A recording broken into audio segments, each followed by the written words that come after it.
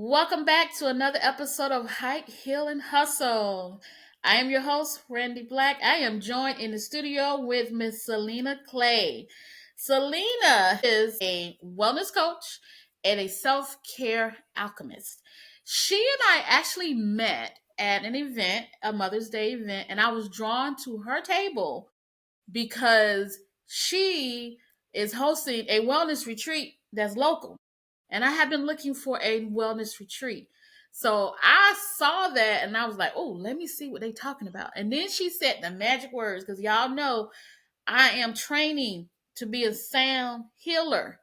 And I was like, oh, and y'all got sound baths? I was hooked. So knew I had to have Salena on the show. She aligns with our mission of Height, Heal, and Hustle. She is a Black woman doing all the things. And so welcome, Salena, to the show. And why don't you tell us a little bit about yourselves? Introduce yourselves to the listening audience.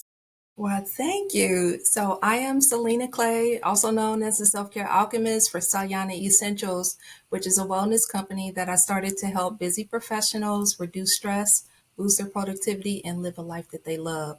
And how I do that is I offer natural products. So I handcraft body oils, teas, tinctures, and scrubs. I pair that with wellness coaching for individuals and groups, and I offer wellness retreats.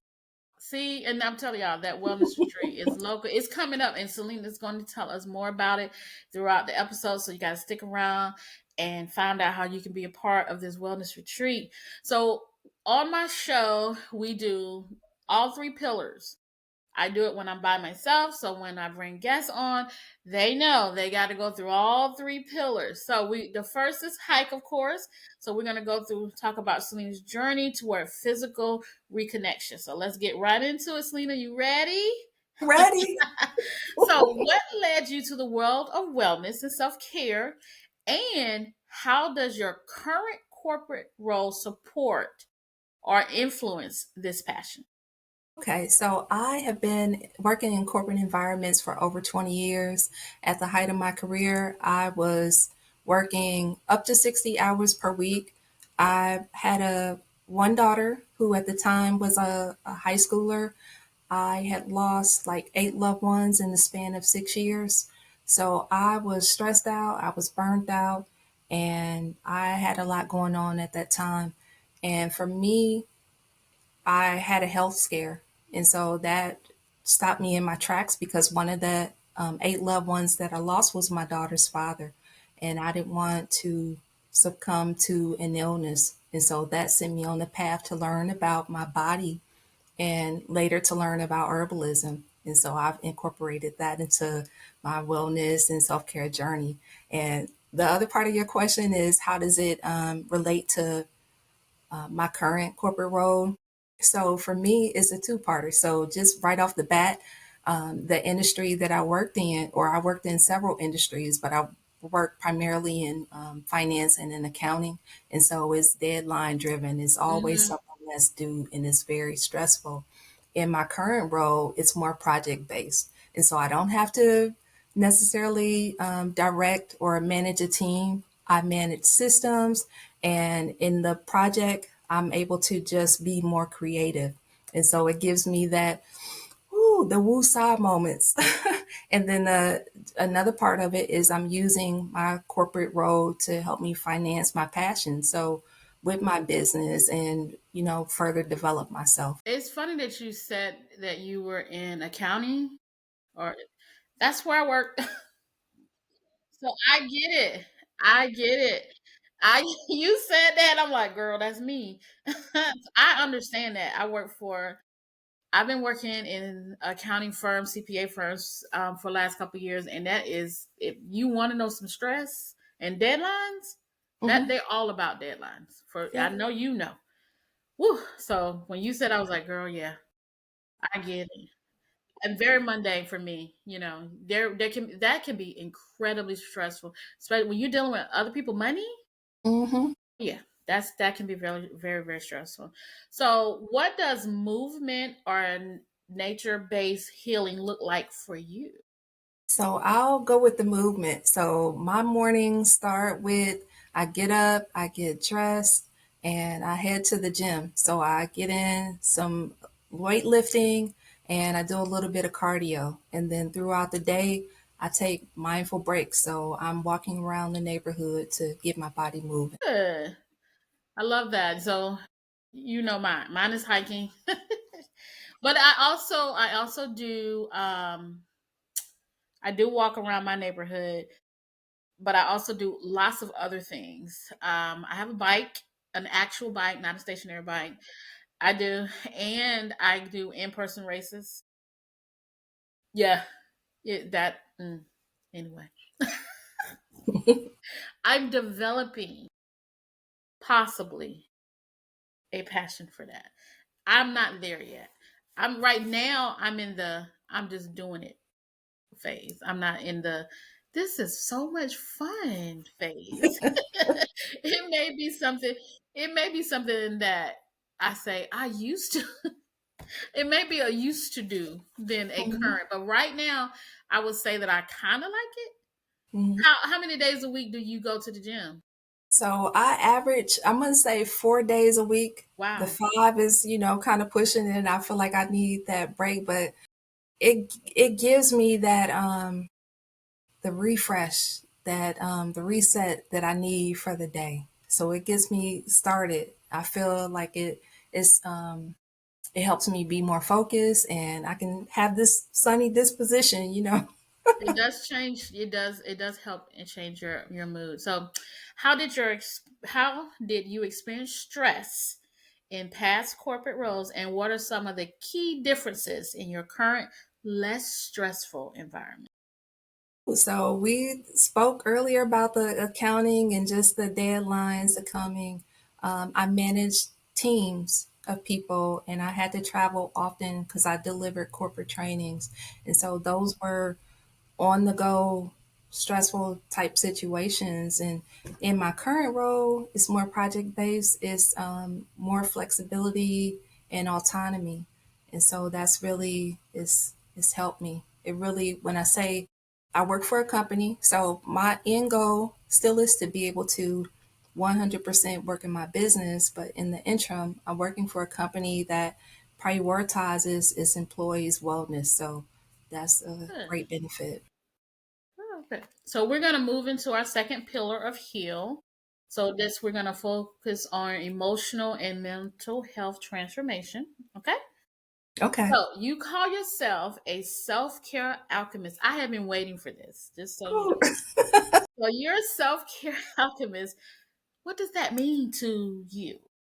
okay. So just to really summarize it is I've gone through a lot of adverse things, especially working in the corporate environment. And I have essentially taken my overwhelm and my stress and I've transformed that into just a life of calm and a life of self acceptance. This gray hair that you see, this is self acceptance. I It's love 3 years in the making. So yeah, what I do is I have created that for myself, and I empower others to be able to do the same for themselves. Thank you. When I saw self-care alchemist, I was like, one, I actually like the word.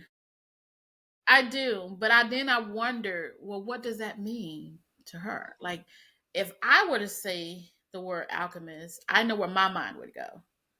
But then I thought one of the things I love about the English language is words can mean different things depending on how you use it. So I was really curious, and I love that you are a self care alchemist.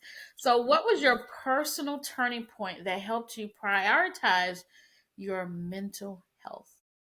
So I want to add on a little bit to the self care alchemist and answering my question, and that is, I was raised. I saw my parents and my grandparents. They gave to everybody, and that was the thing, and that's how I saw life. I gave until I had nothing else to give. And it really was in experiencing that health scare for me that it changed my life. So I had no choice but to learn to prioritize, my mental health and my well being. In theory, Because I had a health scare, and I will tell you that it did make me think about it and try to prioritize it, but I actually didn't. I didn't start doing that until just a few years ago because I Hmm. had a major health scare in 2018 and then another one in 2023. So that's one of the reasons why I do hike, heal, and hustle because it's like your body is really, really sending you a lot of warnings here, and you really got me talking about myself. You really got to start listening. So that's why this is so important to me, and it's important to me to talk to other women who are in this space and who are showing who can share tips like you or who's in my opinion experts at doing this. And you went and you learned. I went and I learned a little while and then I stopped learning and then I got another one. Now I'm learning again. Sometimes it takes a couple knocks on the head. I'm Yeah, and so I want to say that it wasn't just all peaches and cream because the same thing. So I made some changes, but it was like, okay, the shortness of breath, and then the feeling of being tired and your heart hurting and not oh knowing what's going on, that was like, yeah. oh, I don't want to experience what I experienced before. So yeah, I had a few bumps on the head. It wasn't just that road to. Make me feel a little better. I guess. I'm always in awe of people who are able to start it and keep going. Mhm. I think I did pretty good, but there were times when I was like, you really should do better. Like now, like I still have those issues now. So, how do you help professionals recognize the early signs of burnout? Ooh, So it's in a few ways. So definitely, as I have conversations and exchanges with people, just one listening, and not necessarily just volunteering information, but if the person is saying those trigger words, and I'm really like sharing little tidbits. If I hear, I'm having issues with sleep, well, okay, let's talk about it. If you want to share a little bit more, and from there, hey, sleep deals with this aspect of the body. It controls a lot. So it just the does. little conversations. So in the conversations and in my products as well, just different tutorials. Like I have little self care checklists and things that people can utilize to be able to help them, you know, learn about the early signs. So, how can Black women, us being Black women, talking Hmm. to you, Black women out there, how can Black women begin to unlearn the pressure of carrying it all? And you mentioned earlier that that's what you saw in your family. So, do you have any tips on how we can unlearn that? It is. I'm gonna. There are different ways, but I want to say one of the most profound things that I did early on was learning that no was a full sentence. So, in starting to set boundaries and starting to hold myself accountable, those were like the things when it really started to click for me, that I needed to, if I had childhood trauma, that I needed to really take the time to deal with that. Or if, I noticed a pattern in an area of my life, I needed to really take some time to bring that to my attention. So, going back to your question, starting with no, starting with setting the boundaries, and being accountable, not only for yourself, but for, you know, the things that are happening to you. No, that's good advice. So, what is one myth about self care that you wish more people would challenge? The first thing that comes to my mind is self care is not selfish. Just because it says self in the word, baby, is not selfish. Because if you have a cup and it's empty, you're not able to do anything for yourself. You're not able to help others. You have to take care of yourself first in order to be able to help everybody else. Good. And how has your self perception evolved as you have integrated your corporate role with your passion for wellness and self care? Well, I would say that I have learned, for a lot of years, associated myself with my corporate roles. So being an accountant or having an MBA and all those things. And it really has been to keep those things separate. The corporate is helping me be able to do the things that I need to do, but I am a person, I am a mother, I am me, I am a being of love. It just has made me have my own identity outside of my career.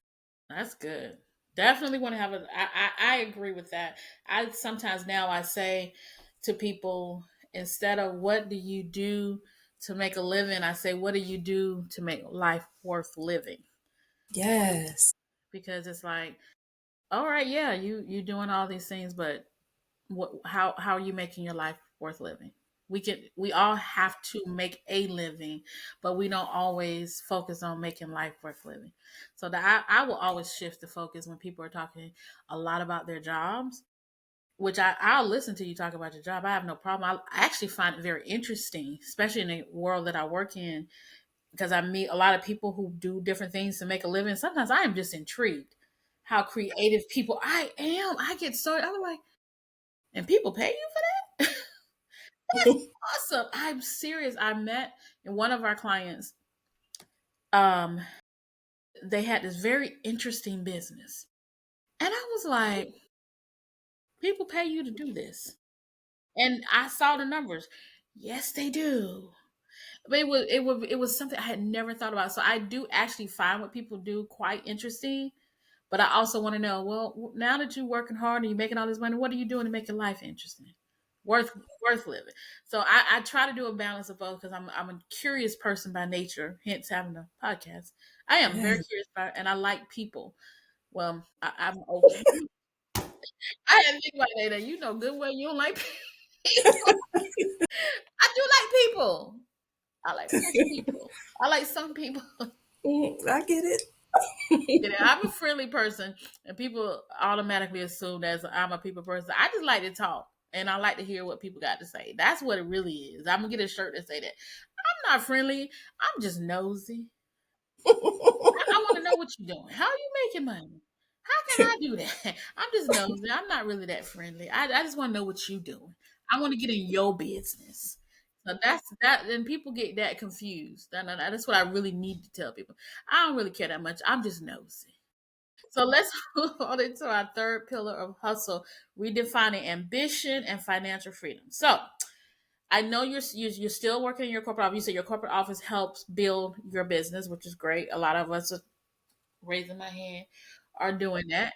Well, you have to do that. So, what are some of the key lessons or skills you have carried over from your corporate experience into building your wellness business? And I can already know what you're gonna say.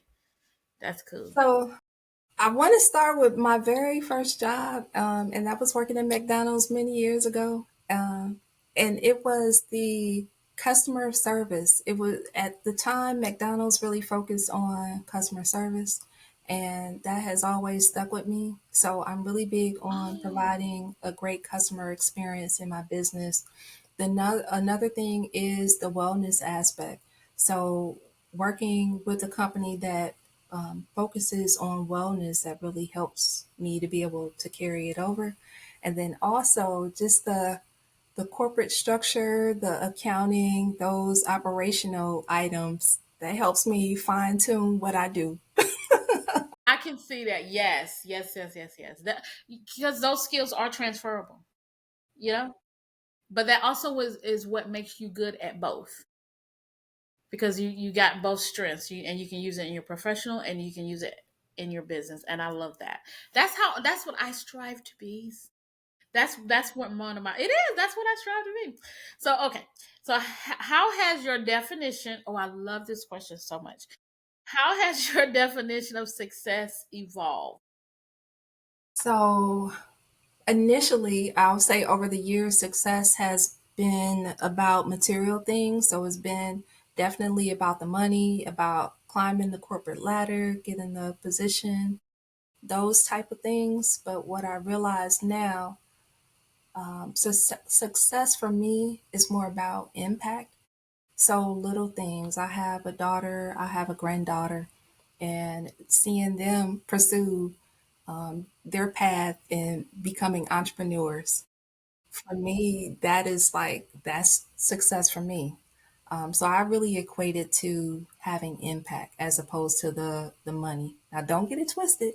You know, the money That's is still important. nice to have, It is. but the impact, I enjoy it. Yeah, because you got to have the money. That's how we take care of ourselves, take care of our families. That's how we're able to afford things. Unfortunately, you can't get things on good looks and good personality. Ain't that the Got truth?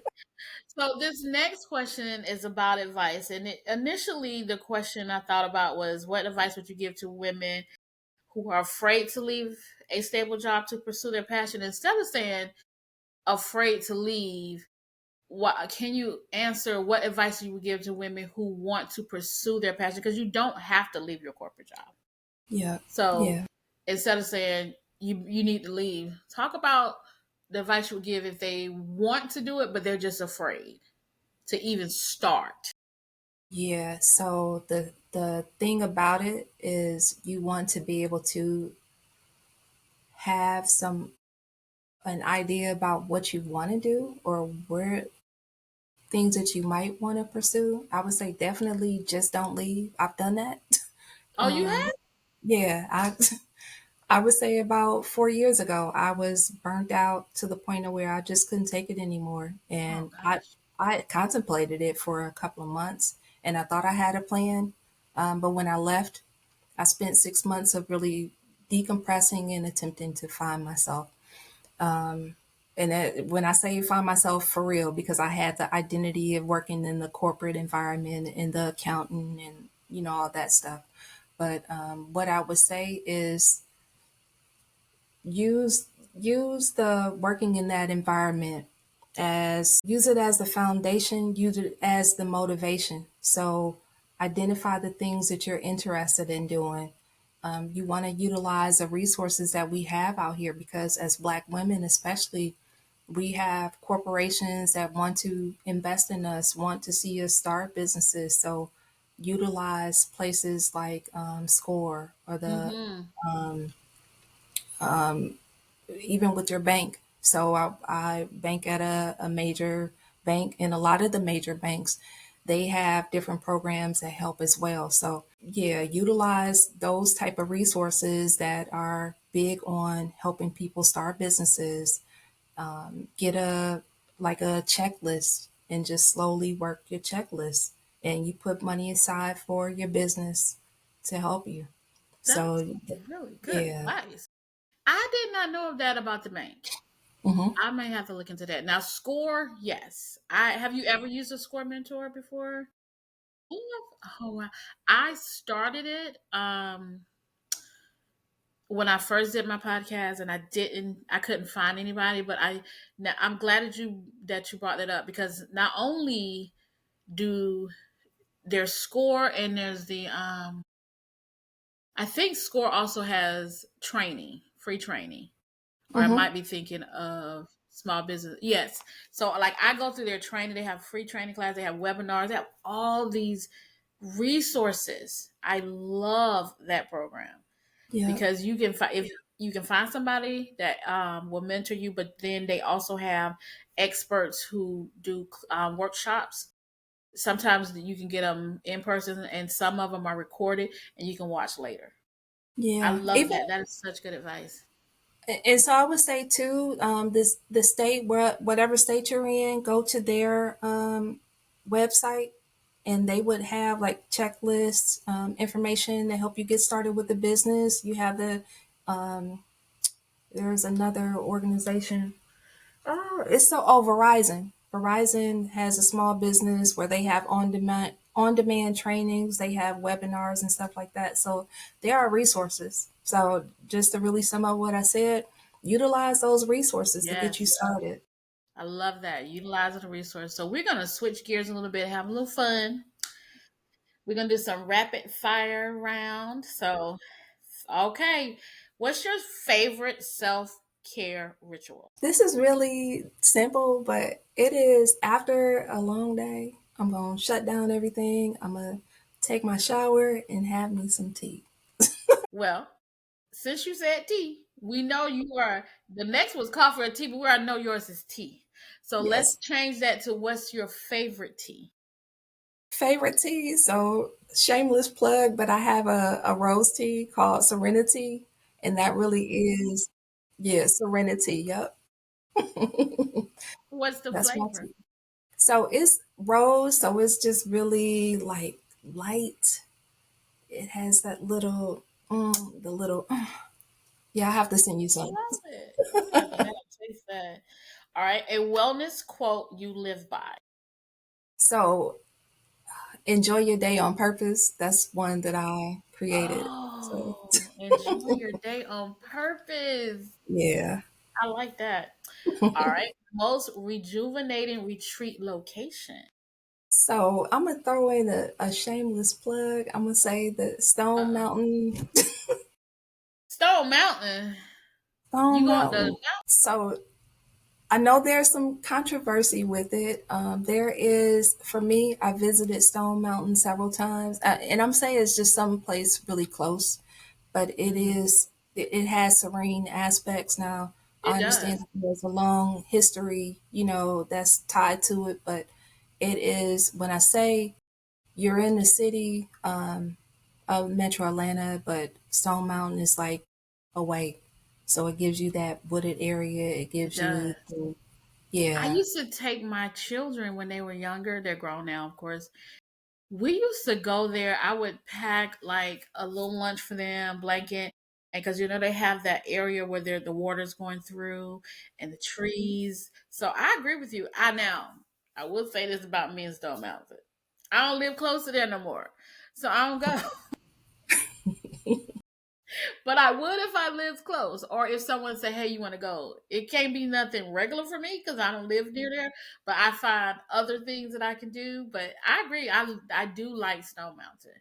I agree with you about people have controversy, but I used to take my kids all the time because we used to live near there, and I loved it. So now, what I was trying to say to you was, are you walking up Stone Mountain, the actual way? So I'm gonna say no, no, no. So I hike on occasion, and for me, I started out with the Kennesaw Mountain, which I'm working on getting to the top. So I know Stone Mountain is a little bit more of an incline. So Yeah. no climbing Stone Mountain. I have not done Kennesaw Mountains. I've been, and I and to be honest with you, I don't really know why. I think because I chase waterfalls, I look for inclines that's going to lead me to a waterfall, and Hmm. then that's a motivation for me to go. But that's really the only reason. It's not because I think it's hard. I just never really thought about it. Somebody brought it to my attention maybe last year or so, and I was like, oh, yeah. Then I was like, ain't got no waterfall. Why would I go? But I still would go. I've done. I'm gonna I have say. done hiking that do not have waterfalls. I like a good view, Hmm. but So the Kennesaw Mountain, it has where you can drive up the mountain, and like I haven't done it this year, but last year, like I would just take my lunch and just drive up the mountain. It has a really nice view, so I would say at least check out, yes, everybody told the me mountains. it just never crossed my mind because when I look for two things. It doesn't have doesn't end in a waterfall. And what's the view like? If depending on how I'm feeling, the view may not do it for me, but the waterfall will do it for me every time. Like, so I'm just gonna be looking at trees. I don't know if I want to see trees. So but I will do Kennesaw. I'm gonna have to now. People gonna be like, "You did Kennesaw? Yeah, I don't know, maybe." I'm gonna have to do it now. I'm gonna have to do it. God dang it! I shouldn't have said it. I might have to delete this part of the. I'm gonna have people be like, "I heard you talking about that." I'm gonna take it out. I'm gonna take it out. I'm gonna take Oh, this out. Delete, delete, delete, delete. All right, mm. one book every ambitious, I can't say woman should read. I got a couple. Okay, so this book is called We Should All Be Millionaires. It's by, That was my book. yes. That's the book I was going to suggest. You got to think of another one. I'm just kidding. You got to think of another one because that's the one I was going to say. I'm just kidding. That is a great book. Do you know she has a new book out for young people? No, what's it called? Yes. I don't know. Okay, you got to let me know. I'll look it up because I Okay. listened to a two podcasts that she was on. Rachel Rogers, for those of you who don't know, why don't you know? That's number one. You should know. But Rachel Rogers, and I actually today was trying to get the book. Yeah, and it's on back order. I was like, what? I listened to the dang on podcast today, and now you telling me it's back. I seriously, I went on. I was like, okay, I'm gonna get the dang on book. So I went to go order it for my kids, and it said it was on back order. So I don't even know if I can get it. And maybe if I try another website. I went to her website to get it. Future Mhm. Millionaire. That should have been easy to remember. Ooh, It's called Future Millionaire, for a young person. Something.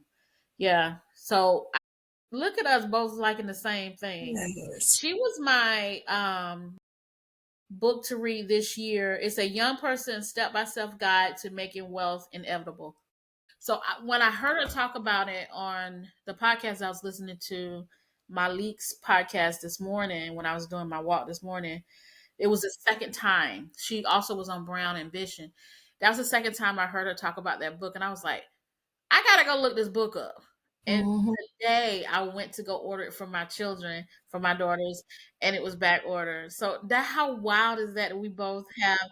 So now look, ladies, you've got two people telling you get Rachel Rogers' Yes. book because she talks about mindset, and I love that. And she is correct. You got to change your mindset. You are what you speak. So we're gonna do some closing reflections. What would you say to your past overwhelmed self? Ooh, So I would embrace her in a hug and I would let her know that, baby, it's going to be okay. And this too shall pass. Those are the main things that I would say. oh, that is great. I like that you said I would give her a hug. Overwhelmed you needed a hug. I Yeah. agree with that. So what's next on your journey and how can our community support you? So this would be an opportunity for you to tell us more about that retreat. So I have the Radiant Roots Retreat that's coming up in Stone Mountain, Georgia at the Atlanta Evergreen Lakeside Resort. It's going to be August 29th through 31st. It's for women, all women, and it essentially is a self-care retreat. We're going to have self-care services, including facials, massages. We'll have the sound bath, a cacao ceremony, and a number of workshops. So I invite you all to, hey, book that discovery call and come on to the retreat. That cacao, I see. I didn't know about the cacao ceremony. You didn't. I didn't even get a chance to tell you because we stopped at the sound baths when I was Mhm. at your table. That's the other thing that I want to try. The Yeah. cacao. What's That I'm telling you, I was drawn to your table for a reason. I have been trying to go to. I saw a cacao ceremony on social media, and I've been chasing those. I'm picky. I need y'all to be close. And I couldn't find one close enough. I was like, oh, do I Yeah. want to drive that far? Because I've never done it. And so I am very interested in those cacao ceremonies. I've read about it, I've seen some online. So I am definitely going to have to do a ceremony. Like when I get curious about something, I'm like, I need to see what this is about. Hmm. I need to go. I need to see this up front. And that's how I Yeah. got into sound baths. I was seeing it, and then I was like, well, I don't know what this is. I mean, I get it, but I need to go see it in person. I need to experience it. And I love sound baths. So the other thing was the cacao ceremony. And I kind of get it, but I really want to be there to see what that's about. Hmm. So I love that for you. That Yes. retreat is going to be awesome. So if y'all want to go to the retreat, she can already tell us where can listeners connect with you or learn more about your work. So I invite you all to visit my website. It is salyanaessentials.com, and that's SALYANAESSENTIALS.com. So visit the website. There's a link on the homepage that goes to more information about the retreat. On the About page, you can find out more information about me. And we have the shop page that details about the products that I offer. And those then that tea that she trying to hold back on people. That's Yes. I she y'all know about her tea goes so y'all can tell me how the rose tea tastes since she just refused to tell us all about it. That's okay though. Then we're gonna go and see. So that is gonna do it for our episode today. So everybody keep hiking, keep healing, keep hustling on your terms. Yes.